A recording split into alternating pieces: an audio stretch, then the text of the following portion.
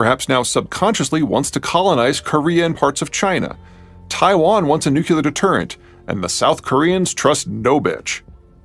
Even worse, with the notable exception of Japan, none of the local powers has the ability to secure its own supply or trade lines. It is difficult to evaluate who is in a worse position.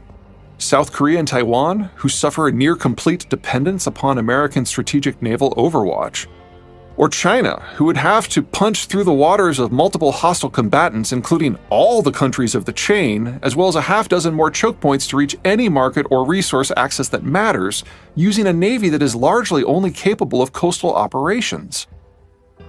Okay, never mind. I take it back. It's totally worse for China. Chinese fascism has worked to this point, but between a collapse of domestic consumption due to demographic aging, a loss of export markets due to deglobalization, and an inability to protect the imports of energy and raw materials required to make it all work, China's embracing of narcissistic nationalism risks spawning internal unrest that will consume the Communist Party. Or at least that's what happened before, repeatedly, in Chinese history when the government could no longer provide its people with the goods. Japan would seem set to inherit the region, but the future isn't going to be nearly that tidy. Sure, Japan's superior naval reach means it can strangle China in a few weeks and choose the time and place of any blue water conflicts. But even in weakness, China has the ability to strike targets within a few hundred miles of its coast. That doesn't simply include portions of the Japanese home islands, but also most of South Korea and all of Taiwan. Anything short of a complete governance collapse in China, which admittedly has occurred several times throughout Chinese history, will turn the entire region into a danger zone for any sort of shipping on the water. No region has benefited more from the order. No region will suffer more from its end. And everything we know about modern manufacturing ends the first time anyone shoots at a single commercial ship. The second region of concern is the Persian Gulf. Explaining why isn't particularly difficult. Local climates range from arid to desert. Normally, this would keep populations not so much small, but minute. But there's oil, and that has changed everything. Under globalization, the Americans had no choice but to patrol the Gulf in force and involve themselves in the painful minutiae of the region's politics. Oil powered global trade.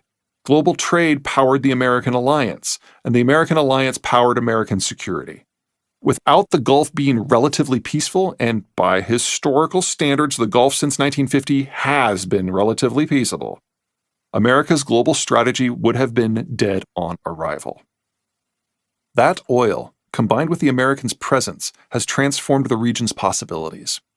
Instead of wandering Bedouin, a cluster of coastal pearling villages, and lands long ago salt-poisoned from millennia of irrigation, the region instead boasts an erratic mix of futuristic cities, overpopulated megaplexes, war-torn cityscapes and hinterlands, and in many cases, a near-slave underclass. The region exports oil and natural gas, and almost nothing else. It imports food, technology, electronics, white goods, clothing, cellular goods, computer goods, machinery, planes, automobiles, building materials, pretty much everything, including labor, both skilled and unskilled, even camels. Nearly every molecule of hydrocarbons is shipped out by water, while nearly every packet of imports travels the same way. In a world of collapsed international shipping, Strait of Hormuz workarounds are ultimately of limited value. They were designed to bypass the threat of Iran, not the collapse of the order.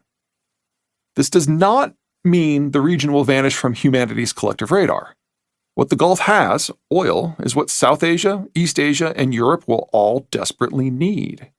But all the local powers suffer from navies that cannot effectively patrol their own coastlines, much less escort local traffic, much less see ships safely in or out of Hormuz, much less guard tankers bound for end consumers or bulk and container ships inbound from distant suppliers. Nor can any foreign power smother the region with an American-style security blanket. In perhaps the preeminent demonstration of the undisputed fact that the U.S. military feels that overkill is underrated, The combined navies of the wider world have less than 1/10 the power projection capacity of the US Navy. A global inability to impose norms on the region will guarantee a decades-long global depression, as well as ensure a succession of woefully inadequate efforts by a half-dozen powers, Japan, the United Kingdom, France, India, Turkey, and China, to salvage something from the bloody chaos. It's gonna be a mess. The third region to watch out for is Europe. We think of modern Europe as a region of culture, democracy, and peace, as having escaped history. But that escape is largely due to the Americans' restructuring of all things European. What lies under the historical veneer of calm is the most war-torn and strategically unstable patch of land on the planet. Modern Europe is the purest distillation of the heights and complete artifice of the Bretton Woods system. Future Europe's problems are many, but 4 stand out. The first is energy. The Europeans are more dependent upon energy imports than the Asians, and no 2 European countries think the problem can be solved the same way. The Germans fear that not having a deal with the Russians means war. The Poles want to deal with anyone but Russia. The Spanish know the only solution is the Western Hemisphere. The Italians fear they must occupy Libya. The French want to force a deal on Algeria. The Brits are eyeing West Africa. Everyone is right. Everyone is wrong. The second is demographic. The European countries long ago aged past the point of even theoretical repopulation, meaning that the European Union is now functionally an export union. Without the American-led order, the Europeans lose any possibility of exporting goods, which eliminates the possibility of maintaining European society in its current form. The third is economic preference. Perhaps it is mostly subconscious these days, but the Europeans are aware of their bloody history.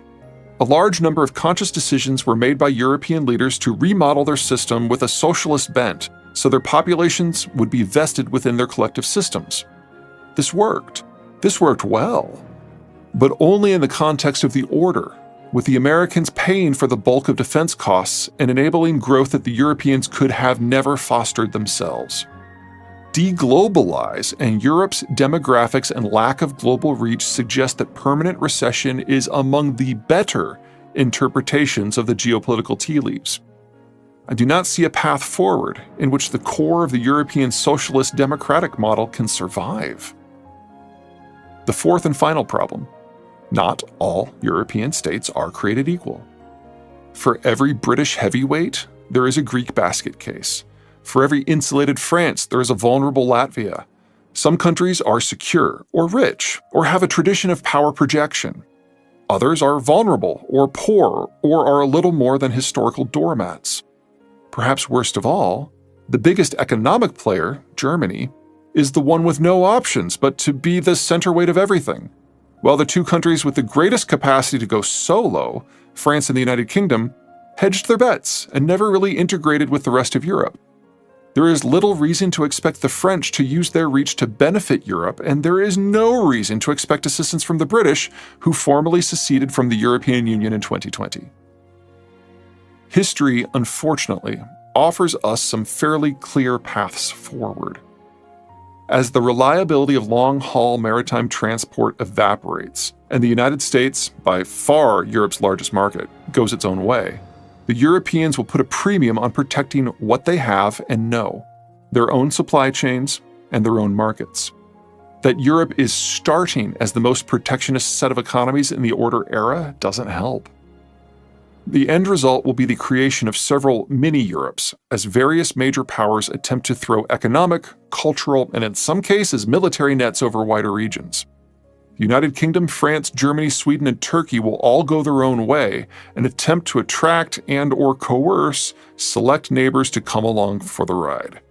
For those of you who know your Persian, Greek, Roman, Byzantine, Ottoman, German, British, French, medieval, or early industrial histories, this will feel disturbingly familiar. After all, history has no endgame. It will be worth the Europeans' while to obsess particularly about the Mediterranean. Under the order, it has been a bit of a lovely internal channel for the continent. But looking forward, it is far more likely to return to its historical norm of being the world's most contested waterway. Via the Suez Canal, the Mediterranean is Europe's connection to Persian Gulf oil and East Asian manufacturers. Egypt cannot protect the canal zone, but neither can any individual European country dominate Egypt. Via the Turkish Straits, the Med is Europe's connection to the energy and agricultural surpluses of the former Soviet states. Turkey is absolutely certain to take over the Straits, and no one has the capacity to challenge the Turks in their own front yard. None of these competitions are new to students of history. What has been new is that the Americans have smothered them, all of them, for decades. To believe that globalization will continue without an overarching enforcer and referee, you must believe three things. First, that all powers in a given region will agree to do what the most potent regional power demands.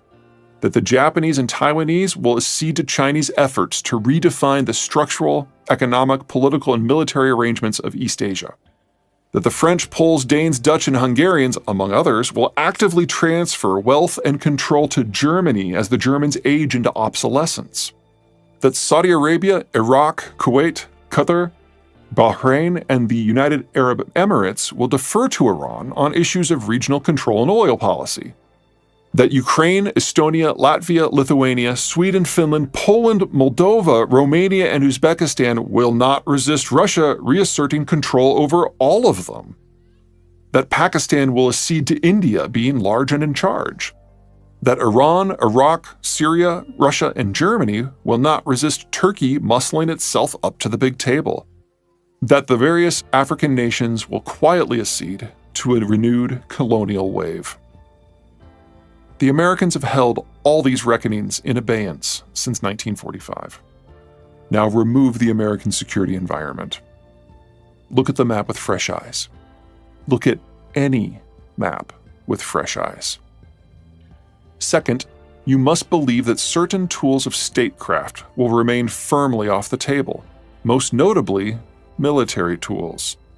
That the Germans, Russians, Iranians, and Chinese will not use military force to impress their wills upon their neighborhoods. That powers with military reach, France, the United Kingdom, Turkey, and Japan come to mind, will not use their capacity to short-circuit the actions of their less mobile competitors. History isn't simply littered with examples to the contrary. Most of history is the contrary. Except history from 1945 to the present, of course.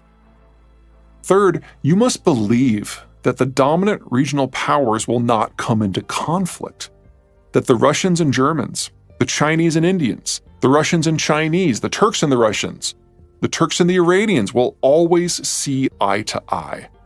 Offhand, I can think of 10 examples of this not working out in just the single century before 1945. The world's supply of grievances is inexhaustible. For the most part, those grievances have not been acted upon for 75 years, but only because the Americans changed the rules of the game. Regardless of what goes wrong, long-haul transport is an instant casualty because long-haul transport doesn't simply require absolute peace in this or that region. It requires absolute peace in all regions. Such long-haul disruption describes 3/4 of all shipments in energy, manufacturing, and agriculture.